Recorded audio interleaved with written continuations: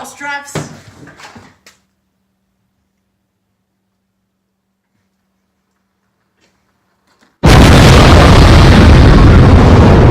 When the lever arm from the mousetrap is pulled back, it is being filled with potential energy.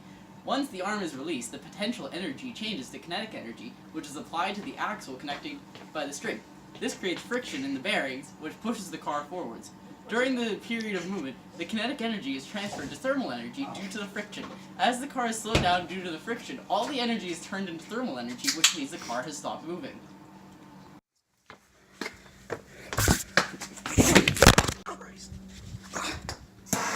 The friction between the wheels and ground is utilized by the sanded wheels, which creates more friction, providing traction for the wheels. The friction between the wheels and the axles is minimized by the use of straws to create a smooth chamber for the rods to rotate in to minimize the loss of energy.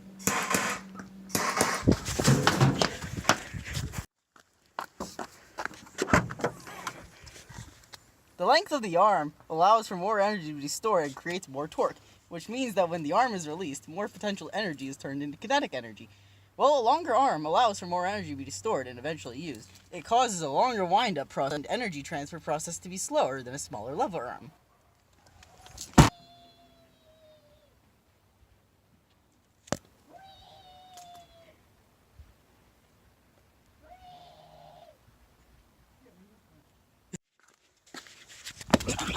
Newton's first law can be seen in the mousetrap car and the friction between the wheels and the floor. Due to the friction of the ground on the wheels, the car is slowed down due to the imbalance of forces instead of maintaining a constant velocity. Newton's second law can be seen in the actions between the lever arm then the later motions of the car, because the force from the lever arm is relative to the mass times the acceleration of the car.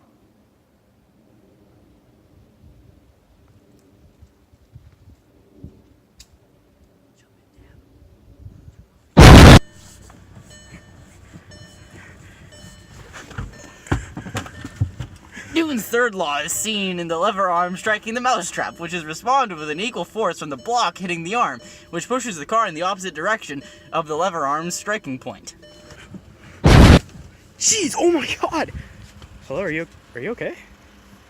An example of a situation similar to the mousetrap car's transfer of energy is in the cylinders of a car engine starting in the up position with potential energy, and with the help of ignited gasoline, the pistons go down and turns its potential energy into kinetic energy.